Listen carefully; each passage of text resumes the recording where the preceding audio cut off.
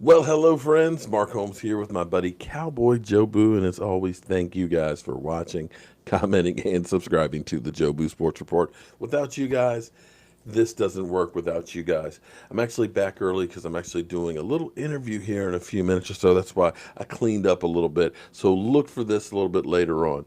But while I'm waiting, oh boy. You know, when it rains, it pours.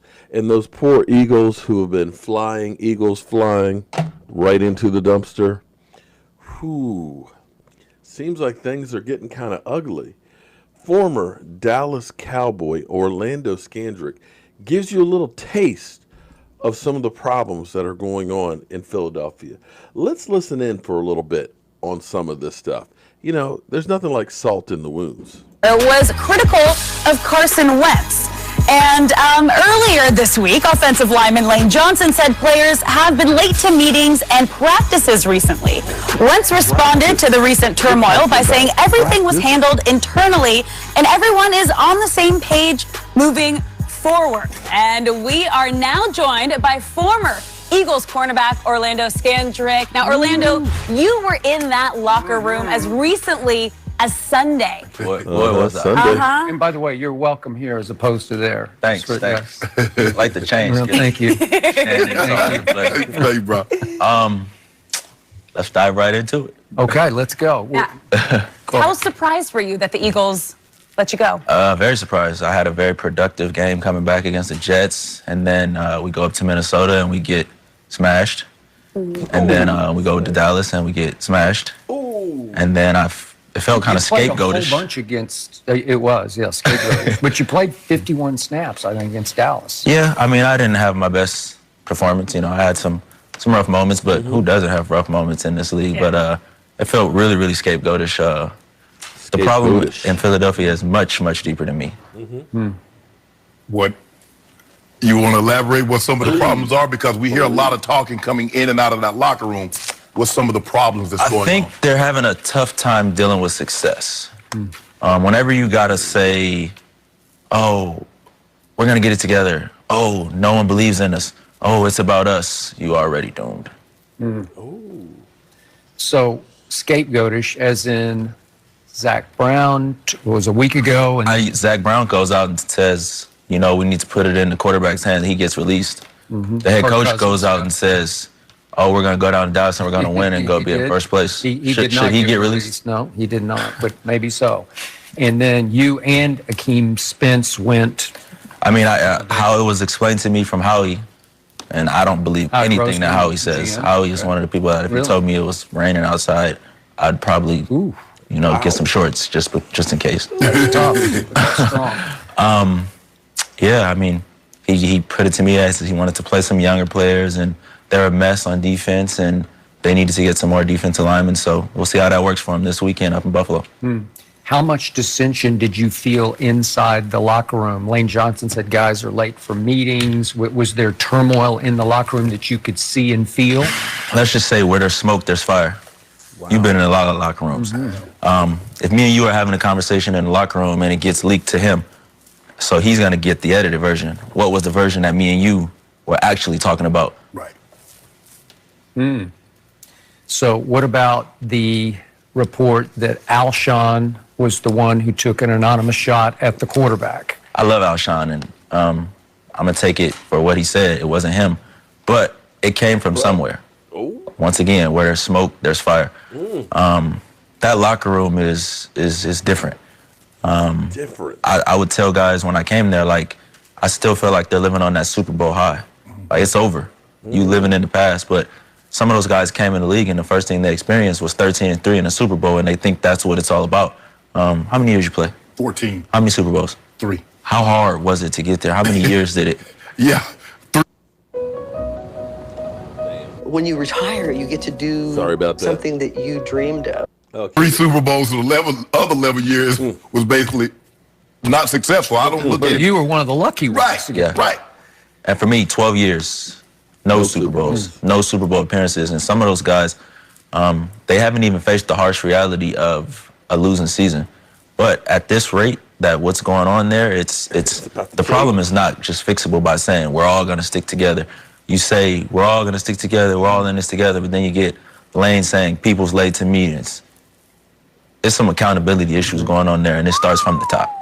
So you notice, but the problem that I have with Lane, and he talks a lot, and that's his right. He often backs it up. He backs it up. Yeah, he's a good player. Yep. But is this something that you could have said privately? I was just talking about that to somebody. Like, why not go to that guy and tell him on the plane? Right. But for me, that was like a masking thing. I think Lane is a hell of a player, and we all can agree with that. Right. He didn't have a hell of a game on Sunday. Right. So instead of, going out and attacking somebody being late, the first thing that you could have did is just looked in the mirror and maybe went to that guy and pulled him to the side and said, hey, we can't be late. We got to get this together. We got to set examples. We're the vets on this team, because they're not talking about a rookie being late. They're not talking about just some guy that's the 52nd, 53rd man on the roster, some guy that doesn't play inactive being late.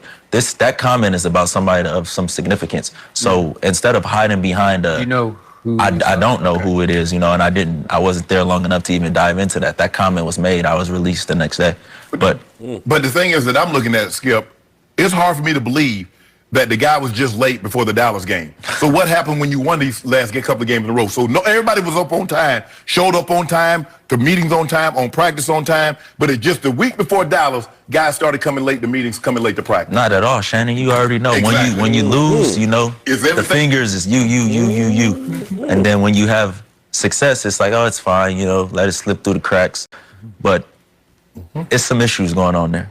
Wow. As you know, all that success you mentioned was achieved with Nick Foles at quarterback. Absolutely. He was almost worshipped. They built a shrine in the locker room. This is pre-you. Who was it? Chris Long built a shrine to Nick Foles in the locker room in 2 straight playoffs. One he cashed in with the Super Bowl MVP, and last year won the big game at Chicago. And then Alshon missed a pass right in his hands, or they might have pulled off a win at New Orleans. Correct.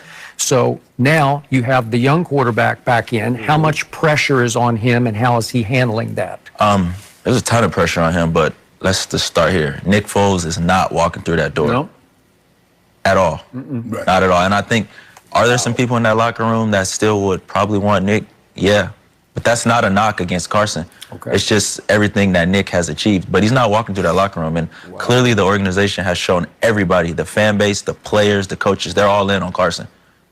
It's his team. So somewhere in the happy medium, they're going to have to figure out how to get over what he done. Yet there was a big story in PhillyVoice.com questioning Carson's leadership. This is in the offseason before you got there. How did you sense his growth as a leader? How did it sort of resonate through the locker room or not resonate? I love Carson, man. I thought that he was a great guy. I thought he was stand up. I thought he was... I'm going to compare him to your quarterback. Okay. I spent enough time with both of them. Wow. Dak, natural born. Yeah. First one in the building. Last one. Oh, man. Wait, wow. Damn these you commercials. Never Sorry planned like about this, 3 guys. generations feeling out, doing extra things. That might be his greatest strength. Doing extra things. Carson, if you go back to earlier in the season, they dropped a few passes, and now they want to stay after practice and catch some extra passes. That's adversity, right? How do you handle success? When you handle success, when you rip off a few games, does everybody just get in at 7:15 and leave at 6:14? And I think they're dealing with that right now. That success is really, really hurting them right now. How much dissension did you feel in the defensive huddle as things unraveled at Minnesota and then at Dallas? Was there any talking? Was there any clashing? I think on defense, I think they have stuck together pretty good. I think there's some selfish people in that defense, though. Do you? Absolutely. I mean, I think that Rasul Douglas, who's a good friend of mine, I think he took some unwanted heat for some blown coverages on some other people's selfish play. And we don't even have to say names. Yeah, we do. I know you know about it. We don't have to say names at all. They know who they are. Well, you're not talking He played about... in the middle of let's just say he's not a corner. I believe it at that. He's not a corner. Shannon, you know football. I do know football. And Skip, you've watched a lot. Oh, I know a lot of football. So I think It might have been the guy that got ran over, Skip. I don't know, but it might have been him.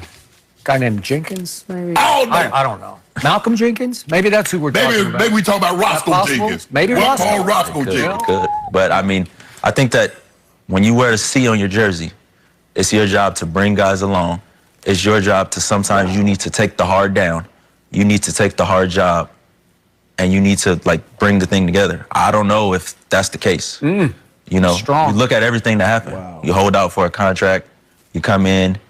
You're not really making any plays like splash plays. Then you go down to Minnesota, and you know, you somehow supposed to be in the half of the field, and you end up playing a crosser.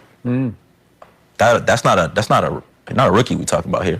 It's a 2-time Super Bowl champ. That is true. How much of a statement did you feel like Ezekiel Elliott made on that early play where he did run over said Malcolm Jenkins? Man, Zeke came out on a mission. When you go into somebody's house, I've been on the other side of that locker room, and when you go into somebody's house and you tell them what they're gonna do, I can't come to your house and tell you I'm gonna move your furniture and put my TV in my bed right here. And I think that's we wasn't gonna talk ourselves to a victory. We tried it. How did it play in the locker room when Doug Peterson seemed to guarantee and then seemed to walk it back? That whole thing was strange, man.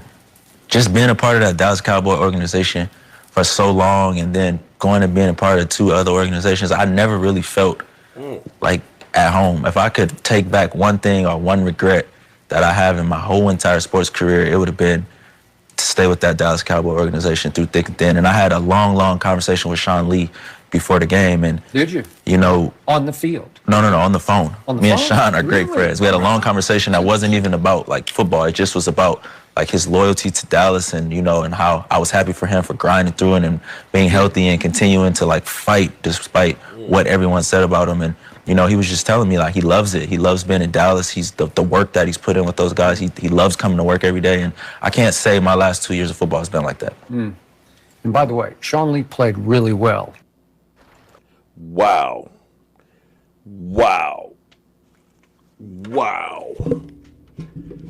So you heard Orlando Scandrick basically saying that, you know, he's been in Washington, he's been with Philadelphia. It's nothing like being in Dallas. And he definitely pointed a whole lot of fingers at the Eagles locker room, at different players, saying they can't handle success. Woo! So the question is, can the Eagles recover from whatever it is that ails them? Like maybe he said, they weren't ready to handle success. But one thing you'll notice, though, is with the exception of the New England Patriots, you see most teams that go to the Super Bowl that will, the next couple of years, falter and will take steps back. You saw that with the Carolina Panthers, you know. You saw that with Atlanta. You're seeing that with the Eagles. And you're actually seeing that with the Rams. It's hard to keep that same momentum when you've finally gotten up to the Super Bowl. Be interesting to see what happens this week with the Eagles. If they don't get a win against Buffalo, it could be that this snowball is just running out of control. I'm Mark Holmes, and, well, thank you guys, as always, for watching the Joe Boo Sports Report.